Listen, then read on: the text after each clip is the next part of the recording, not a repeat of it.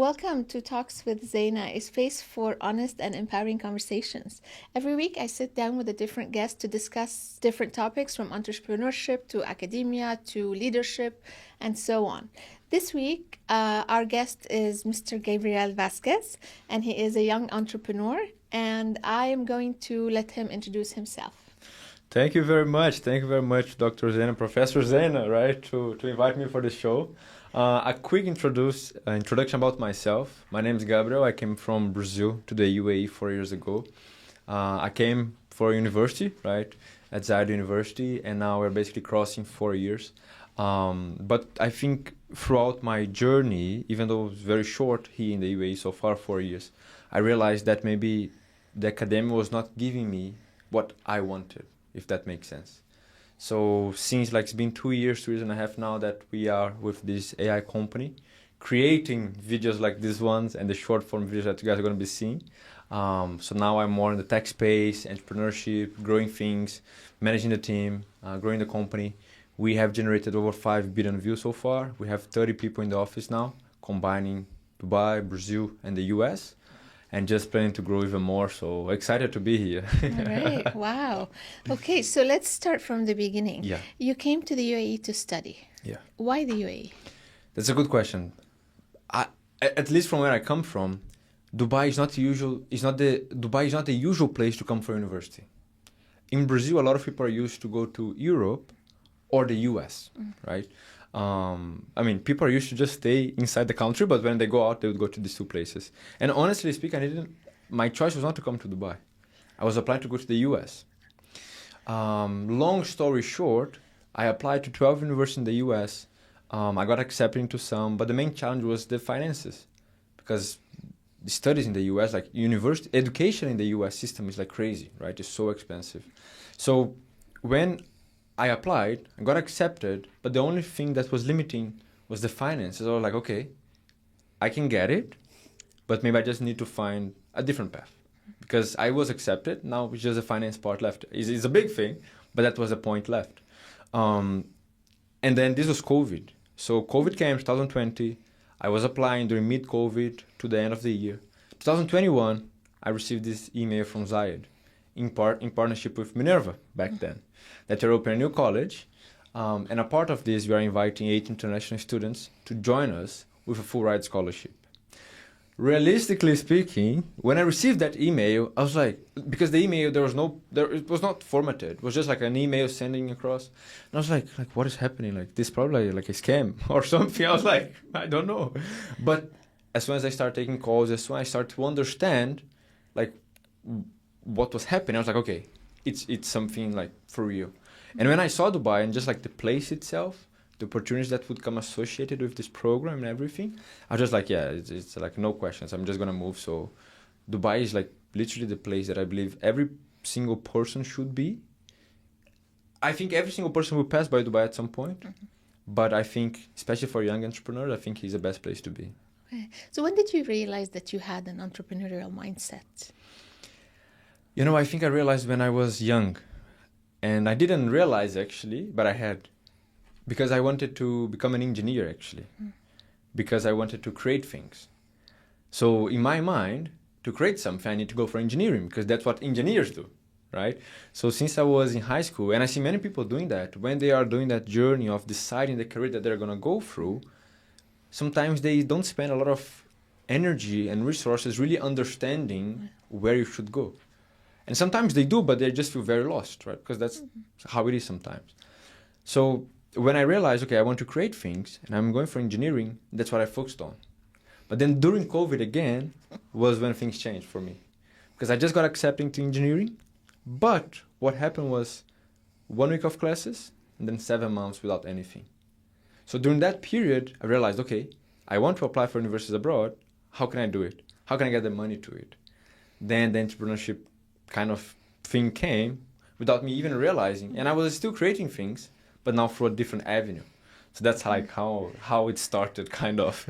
Okay, so that's very interesting. So it's like it was created out of a need. to Yeah. because of COVID. Yeah, it was a need. Not because I wanted, but because I had to, kind of. How do you think your generation views entrepreneurship differently than the older generation?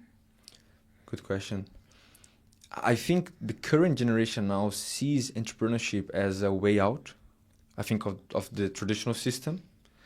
And I think a lot of people get confused thinking that's going to be an easy way out. So I see two different sides. One, before people started, where they're like, oh my God, that's my golden chance, which I believe so, it is. But at that point, because you didn't go through, you don't know actually what are the cons, what are the pros, what is actually going to happen.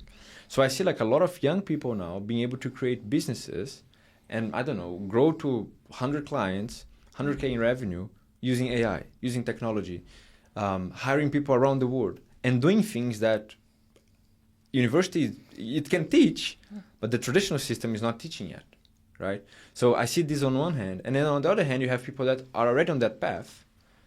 And I believe those are the most lucky ones. Not lucky, but because they are using that short period of time to really fail a lot, learn a lot, and basically speed up the learning process that they would have, right? Because when they do so, then they kind of are able to get what they're looking for. Of course, not easy, but I see these two different avenues. Do you think it makes sense? Or? Yes, absolutely, it does. So going back to something you said that, the skills that you needed, and sometimes universities don't teach that. Are there any skills that you found that were needed when you were setting up your business and starting your journey that you thought to yourself, I don't have this skill, I didn't learn this skill? Oh, yeah, I mean, many, dozens. But I think if I had to summarize or maybe find one that would be the most, I think would be, I think one of the biggest challenges that come with entrepreneurship is to be able to make decisions with only 60% of the resources. Meaning you don't have a full picture, but you still need to make a call because you are the person in charge of that. And if you don't, someone else will do it and you'll lose the chance. So I think that was one thing that life hasn't prepared me because I was used to, and I think people are used to this linear path, right? Where they listen for the instructions, how to do it, what is left, what is pending, and then get feedback, and then they go ahead and then try to do something, and then they fail. So for me, I think the biggest skill that I feel that you can just learn with time after you do it is getting things faster. Still wrong, but faster. Because then you learn faster, right? And then you can improve. So how do you approach learning skills faster as you're running the business? Failing, honestly. There's no other way. For a long time, I was trying to make things perfect. And like I need to take care of every single thing. And I think that's one of the biggest mistakes of any entrepreneur or someone starting their journey is that they want to get everything perfect, everything right. But they don't realize that the cons of getting all of this right is actually getting successful, is actually getting things moving. Because you're so worried with those small things that are not going to actually add to the end of the day. So when I realized, okay, right now, if I focus my energy on this exact place, it will not get me the results. I need to give some to someone else because this is already done. I always believe it's better to have something 80% done right by someone else than 100% by myself. Which I don't think is going to be 100%. Maybe it's 80, 85, 90, whatever. But if you can give to someone, they can do it, then I think you're able to actually succeed. Because then you learn something, you create a system around it, and then you delegate it to someone. So through the delegation, what I understand is that you're reducing the failure or you're dealing with it in a different way by delegating. So by delegating, I mean after you did yourself and you failed a lot and you learn that exact thing that you need to, then it's time to go for our next one. But then of course you still need to have someone doing that, right?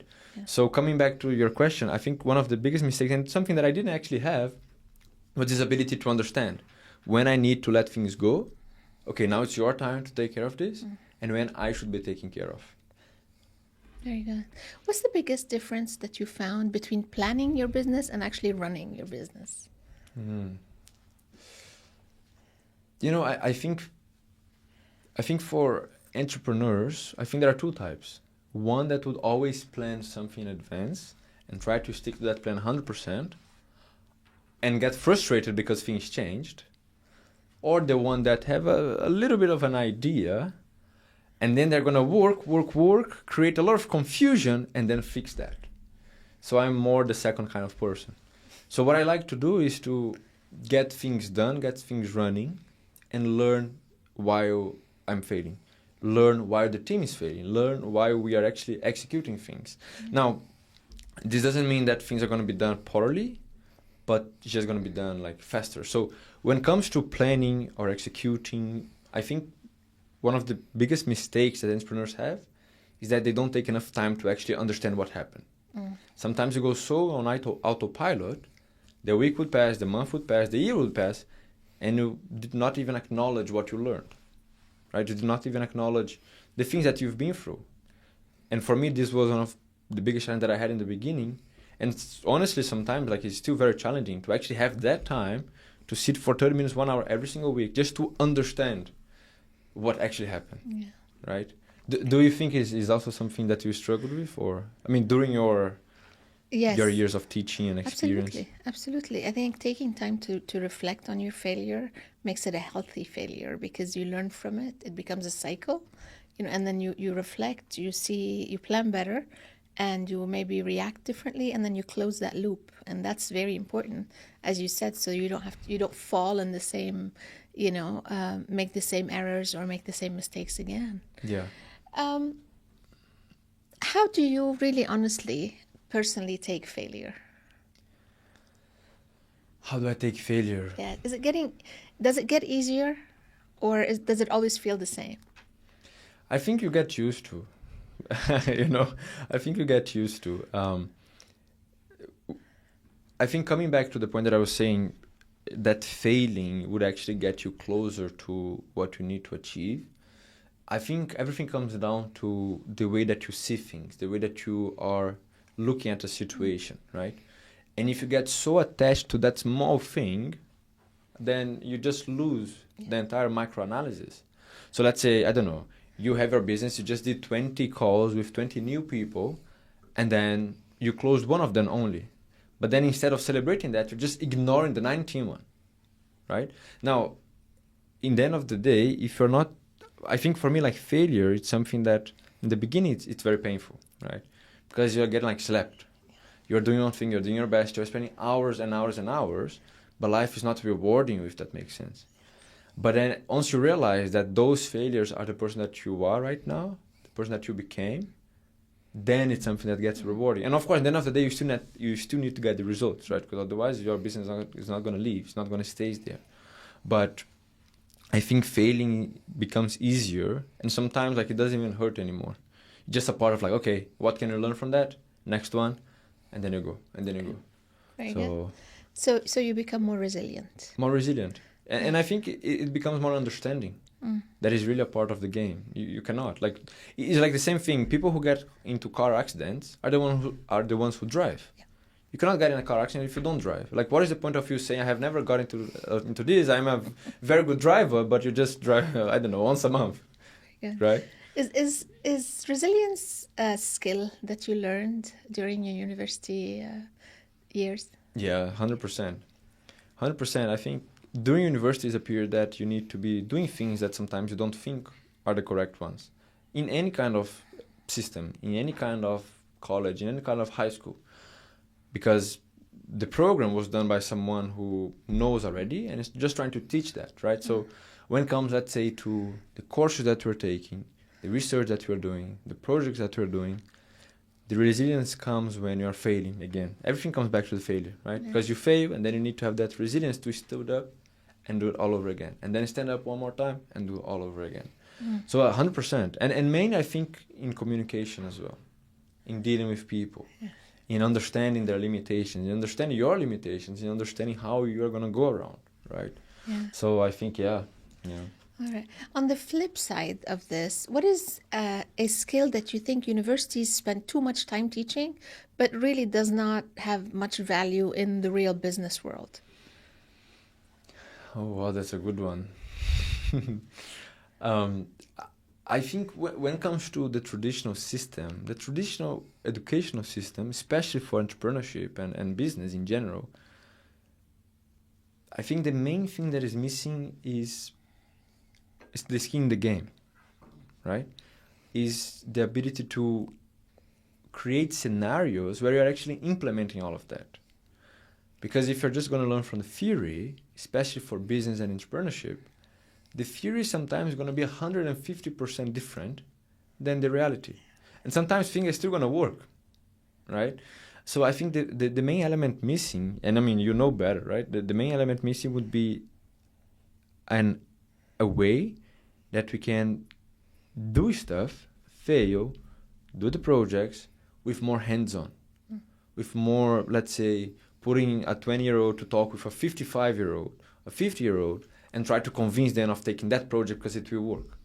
Just the ability, just the skills that you learn on that relation, on that conversation, on that proposal, you're going to learn so many things that no book will teach you. Because the book, I don't know, the book will tell you, okay, when the person says that, then you need to act on this way. Or when you send that proposal, wait for 2 days. But in the real world, that's not how it works, Yes. right? Yes. So I think just creating those scenarios to empower people to be out on the space, it would make them more... I mean, it would make them learn the skills faster. That makes sense. I think that's one of the biggest gaps that I see. Okay. What do you think? Is this the one? Or I mean, it's up to you. I think everyone has different experience, but absolutely, this is a big part of the skills that you need in the real world. Yeah. Along with, for example, leadership skills. Did you have to learn those on your own, or were these taught to you at the university? So I think I had some courses. So I had a course on leadership, and I was very blessed to be able to study the leadership in the UAE. So during this course, we had the chance to, I had the chance, for example, to interview His Highness Abdullah, the Minister of Economy. Okay. So basically, you see, again, as a part of this course, the main project was to interview the minister in person, which is something that you had to prepare the 6 months just for that interview. Yeah. And that was kind of the cherry on the cake, right? So I think when it comes to the leadership, I was blessed to have this opportunity to learn, but I know that that's not everywhere. That leadership courses is something that's not yet well, let's say, is not everywhere. Yeah. And even those that are there sometimes just comes from a very theoretical perspective, right? But I think if students are able to get their hands on maybe more research papers about it, or more case studies about it, or real examples, then they will be able to actually learn a little bit more. But leadership is something that, again, I think comes with practice, with failing. But of course, when you have those tools to help, and you have someone to assist you on that, then it's going to be much faster to learn, right?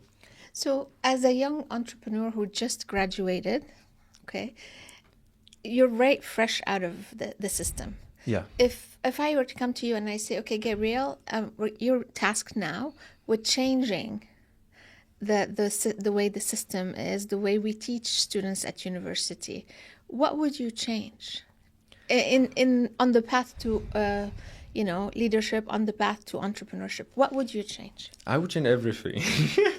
I would put a blank and then try out. But let's see why. Specifically to these points that you were saying, leadership, business.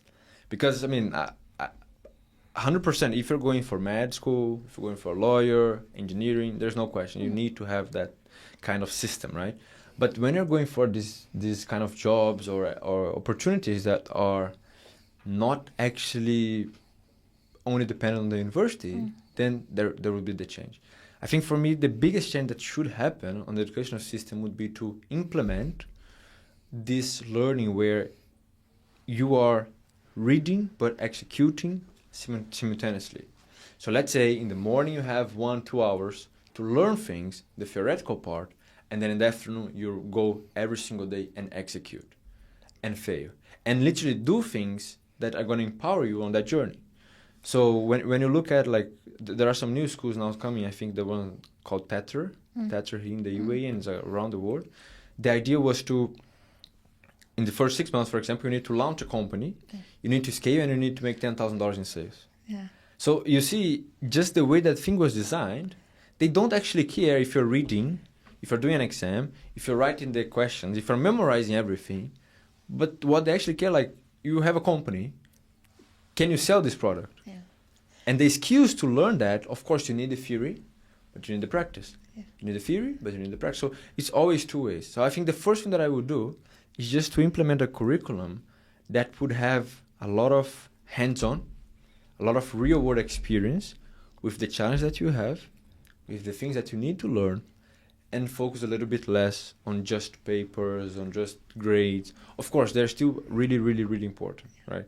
I think, you write a lot of papers, do a lot of research. So all of this research is really, really empowering. So if you mix both, the research from the real world, giving us this result, with people who actually want to use that, then I think it's a good combination. Yeah. On one side, you have the professors doing the hard work, the heavy job, lifting up everything, finding stuff, testing, and like, look, that's what 2026 is telling us. Just go and implement. Yeah. And then you go and implement. And then you can come back like, look, that's right. The research is working, right? It's a very good approach. How much did your own experiential learning experience help you during the years? How much did it prepare you for where you are now?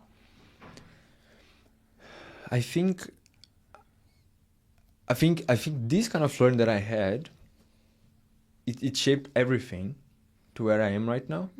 Because I think from the beginning, so during this course that I took, right, just to give context as well, like with the learning that was more hands-on already than a traditional one, I think just the ability to be... I think the entire system, because at Zaid, for example, we had this new kind of method, right? And just with that, I think I was able to be way more prepared because I was having everything beforehand. All of the challenges that I would face outside, I was already facing inside with the course, maybe with the way the projects came, with the challenges, with the tasks that we had to go to companies and talk with one, talk with the other one. So I think this really helped us to see how the real world will look like and how the real world also doesn't look like, because then you can have like a fair division. But I think still, at least in my opinion, whatever university you go, whatever place you go, you always need to take things outside. Yeah. You always need to have, because I think this is just like the law of numbers, and you can correct me if I said anything wrong, but like you can have like the best, like even in Harvard, you have people that don't actually want to do things, right? That want to be more comfortable, and that's completely fine. So you are always going to have some people that are going to be on the average, always going to have some people that are going to do a little bit more, and people are going to do a little bit less. Absolutely. So always, I think, if you want actually to do something outside, go for entrepreneurship, business, you need to be the one on top, not on the hierarchy, but just like doing more things, putting more working hours, because otherwise you're just going to be like the average, which is just life, right? Yeah. So I think when the system that I took with the actionable steps that I had to, I think this empowered me. And this is related to the skills that I have right now, the communication, the way to approach things, the way to address challenges, how to professionally navigate in the words. But 100%, I believe that things would be more effective when you are in the real world, right? And then from there you can get a lot of knowledge. So yes. Now, as a young business professional, what is your strategy for building your credibility in the market? Results. At least like for me, in my mind, if you don't have results, you're not going to be able to. I mean, of course, it depends. It depends on what you do. But for me, in our business, in the market, in the field that we are in, if we don't have the results, we're not going to have the credibility. You might have a beautiful, let's say, I mean, that's what we do, right? We make businesses look presentable on social media, get the reach, get the views, get people engaging so that they can be more credible, right?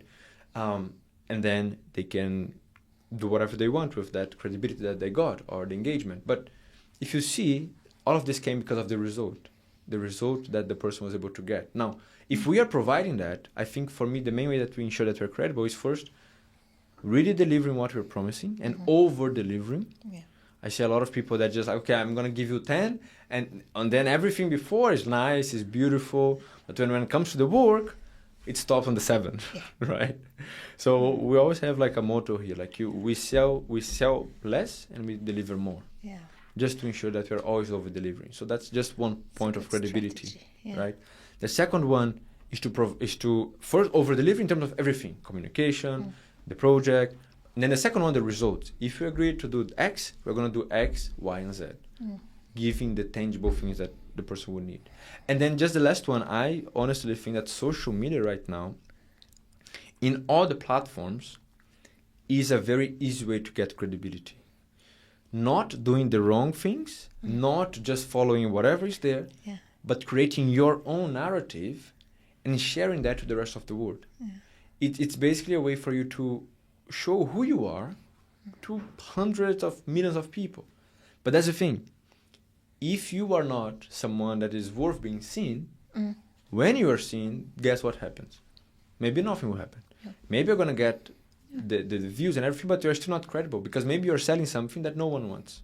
Maybe you say you are someone, but in the back scenes, a lot of people that worked with you know that you're not that person. So the reputation, the credibility would also spread along that, no matter what you have. So I feel like this would be like maybe the three ways, I think so. That's a very good strategy. Now let's talk about decision making. I want you to share with me the scariest decision you've ever had to make at work in business, and how did you have the courage to make that decision not knowing the outcome of it? Oh, that's a good question. I think for entrepreneurs, that's what they struggle every single day, right? Every single month, every single year. I think for me, the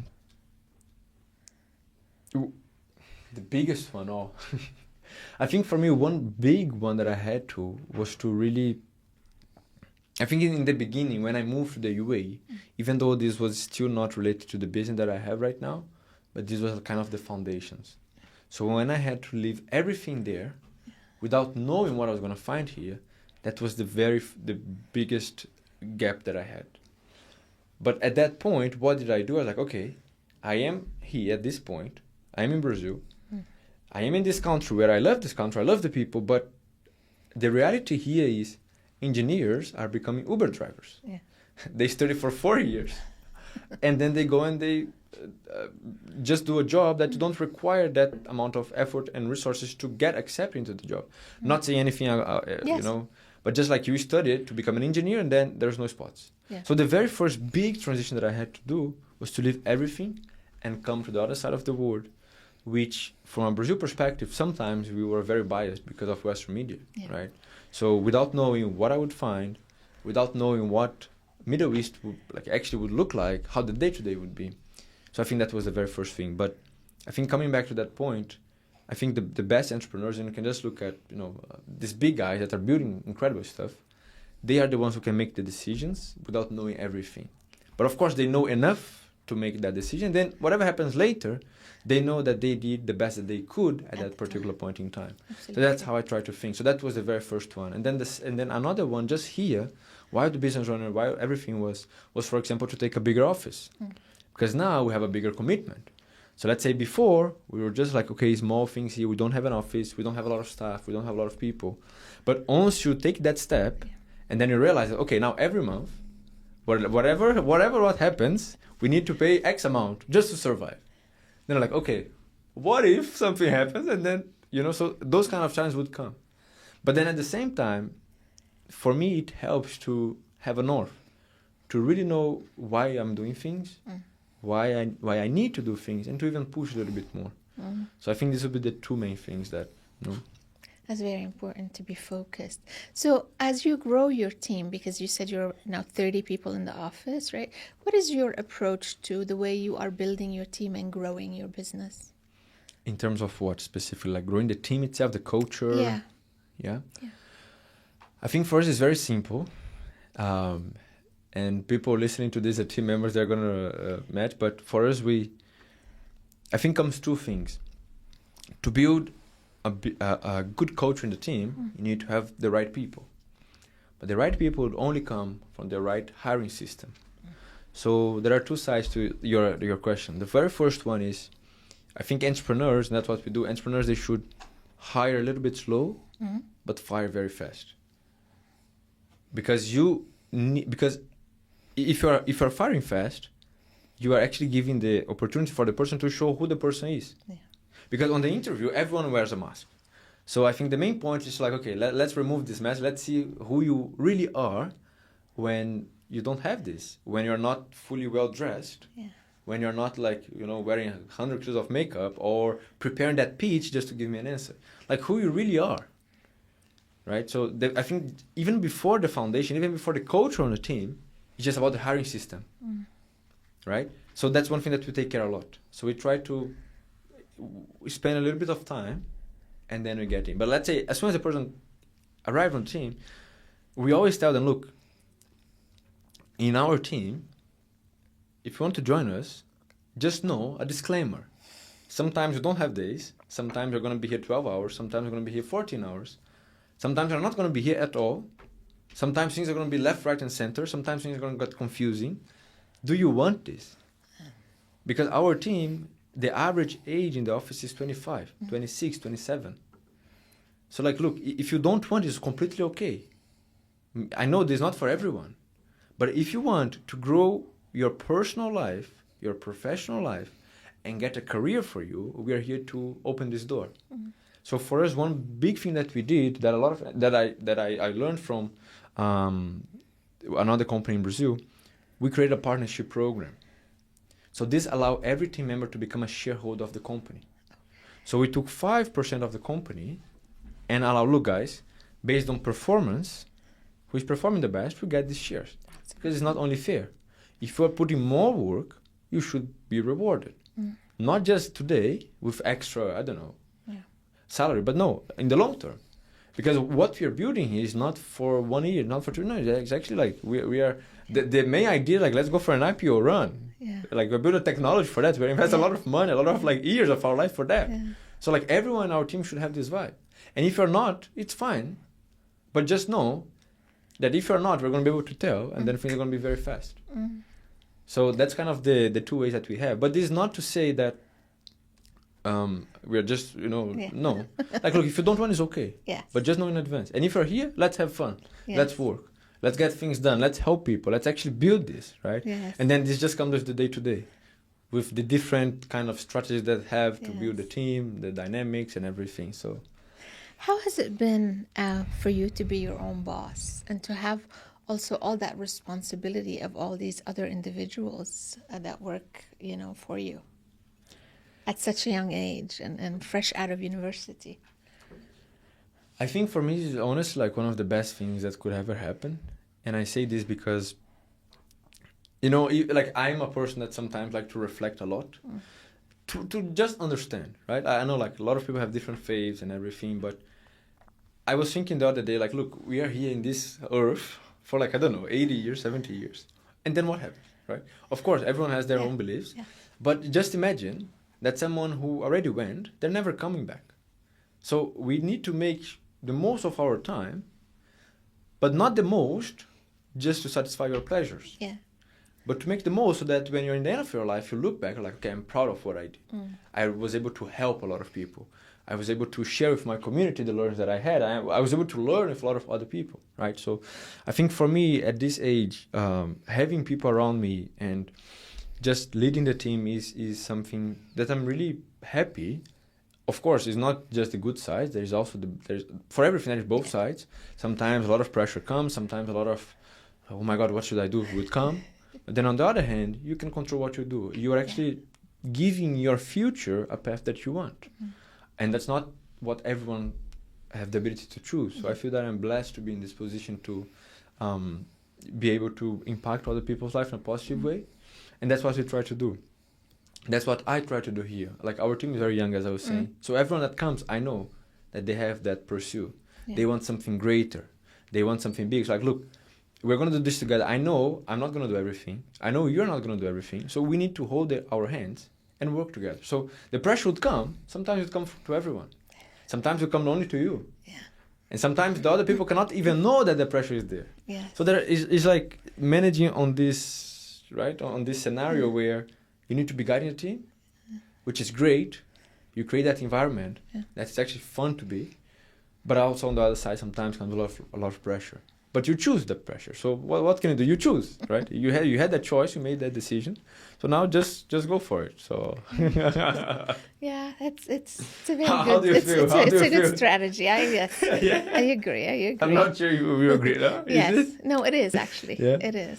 It's quite mature actually for your age to see it that way, and I think that has to do with the fact that you've entered the workforce earlier, and at this stage now, I think you've had a lot of growth since you started in the last couple of years. So looking at that and thinking about setting your business in Dubai, do you think that specifically being in Dubai has helped you in different ways than, for example, if you had taken your company and done it somewhere else? 100%, 100,000%.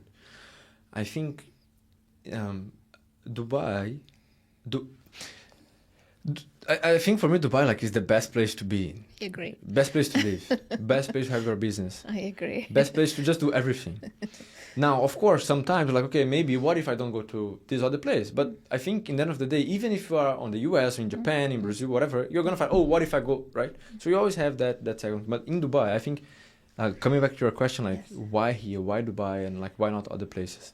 I think the good thing about Dubai is that I believe in a lifetime, everyone at some point will arrive in Dubai. If that's just for 1 week, a few hours on the airport, or to actually set their lives here. And what this allow us is to be able to meet a lot of people from so many different backgrounds, and to literally live in a place where you are exposed to so many different things. And one thing that honestly I think that the big for me, okay, the business, you can talk about the business, okay, things here are a little bit easier to set up, you don't have the bureaucracy, tax, all of these people already know. So for sure that's really important. Another aspect is from here we can have clients around the world. So from Dubai, we have clients in Canada, we have clients in the US, we have clients in the UK, have clients in Singapore, India, Australia. So you can manage everyone from here. The time zone is great. Yeah. You have the resources. Things are not that expensive when you compare to other places paying dollars. So that's one side. But I think for me, the biggest one, why Dubai, is because here, you're going to learn things so much faster than anywhere else in the world. Because for me, what I noticed was, we can learn, if I want to learn English, I can take 5 years if I'm taking one class every single week. Yeah. Or I can learn in 2 years if I'm taking 3 classes every single week. Or maybe I can learn in 6 months if I move to an English-speaking country. Or I can learn in 3 months if I move and I'm also taking courses and I'm, really working very hard. Because the intensity that you do things, it will change the time. It will make time be faster or a little bit slower. Yeah. But I believe that being here in Dubai, it gives you that ability to have your time very, very fast, to learn things. Now, this could come at a cost, of course, so you need to be careful. But this also gives you the opportunity to learn, to fail, to try out, to meet people, to learn this, that, because you don't stop. You are literally doing things every single day. Of course, you need to create those coping mechanisms to be able to navigate this and everything. But I think Dubai, for me, the main reason is this. Yeah. Because in Brazil, if I look at this, we have the company in Brazil, it's amazing, it's great. Our team members there, it's awesome. I love everyone, everything is very great. Brazil is a very beautiful country. But I feel that when you go to a different country, and you can tell me about Lebanon, for example, I think in Brazil, in these other countries, there's a limit. Yeah. And as soon as someone gets to that limit, they're on the top of the scale. Yeah. Meaning now I'm fine. Yeah. Okay, I already got to this many, Yes. whatever number you have, I Yeah. got to this, now it's fine. Now I Yes. don't have to do anything because Yes. I'm already on the top. Yes. Whatever top you want to say. But here, there's always someone with a smaller, plate on the car. There's always someone with a bigger business. There's always someone that is fitter than you. Yeah. There's always someone that, makes more money than you. And when you are in such environment, especially at my age, I think this is the best place that I can be. Because I'm going to be doing the work that I'm supposed to be doing during 20 years in 5. In 10, I don't know, in 15. but I'm sure it's going to be less than the 21. You know, I mean, I get that's what I'm working for. Yeah. It makes a lot of sense because I believe it was Sheikh Muhammad who said that, the race, this is a race that has no finish line. We just keep going. And Dubai is like that, I think. What are some of the advantages that the city offers young entrepreneurs that you have actually used? Some of the opportunities that you said, I can only find this in Dubai, so I'm going to go ahead and take advantage of it.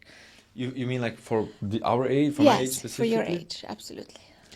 Honest, like I would say, I know that's not the answer that we're trying to look for, but I would say everything. Because I think just being 20, 21, 22, 23, 24, 25, and having your own business, you are already ahead of time. So just because Dubai allow you to do that and gives you the resources, you already have advantage. Because you are able to help other people that when they were 20, maybe they were doing something completely different, which is not good or bad, it's just how it is, right?